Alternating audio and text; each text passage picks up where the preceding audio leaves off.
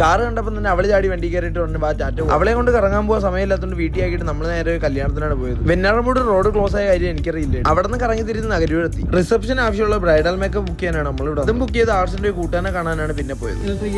തുറന്ന ഇതാണ് അവസ്ഥ. കറണ്ട് പോയാൽ നമ്മൾ ഇറങ്ങി വന്ന് അവനെ വിളിച്ച് ഗേറ്റ് തുറക്കാൻ പറഞ്ഞപ്പോൾ അവൻ പറഞ്ഞ് എന്റെ ഗേറ്റ് തുറക്കാൻ ഒരു തെണ്ടിയുടെ ആവശ്യമില്ല, സമയപ്പോൾ കറണ്ട് പോയി. അവിടെ ഇറങ്ങി വീട്ടിലോട്ട് പോയപ്പോഴാണ് ഈ കണ്ണാടി കുട്ടിക്കുന്ന ഉള്ളിയോടെ എന്നോക്കി ചിരിച്ചത്. എനിക്കാണെങ്കിൽ ഒരു സാധനം തിന്നണമെന്ന് തോന്നിയ പിന്നെ അത് തിന്നാതെ ഒരു സമാധാനം. ഇവൻ ഭയങ്കര ഹെൽത്തി കൂട്ടനാണ്, മുട്ട മാത്രമേ തിന്നുള്ളൂ. അതിനുശേഷം ഒരു എഗ്രിമെന്റ് എഴുതാണ്ട് അതും കഴിഞ്ഞ് നേരെ പോയി സാഫ്രോണിലാണ്. കല്യാണമൊക്കെ അല്ലേ, കുറച്ച് ഫേഷ്യൽ ചെയ്യാന്ന് പറഞ്ഞാണ് ഇങ്ങോട്ട് വന്നത്. ഫസ്റ്റ് സ്കിന്ന് ചെക്കിയത് അതിന് ഓക്കെ ആയിട്ടുള്ള ഫേഷ്യലാണ് അവർ റെഫർ ചെയ്തത്. ഇവന്റെ ഈ പരിപാടി 2 മണിക്കൂർ എടുക്കുമെന്ന് പറഞ്ഞു. അങ്ങനെ നേരെ പോയി ഉത്സവ കമ്മിറ്റി അറ്റൻഡ് ചെയ്തു. തിരിച്ചെത്താൻ വേണ്ടി ലേറ്റ് ആയപ്പോൾ അവൻ സ്റ്റുഡിയോയിൽ വെയിറ്റ് ചെയ്യാൻ.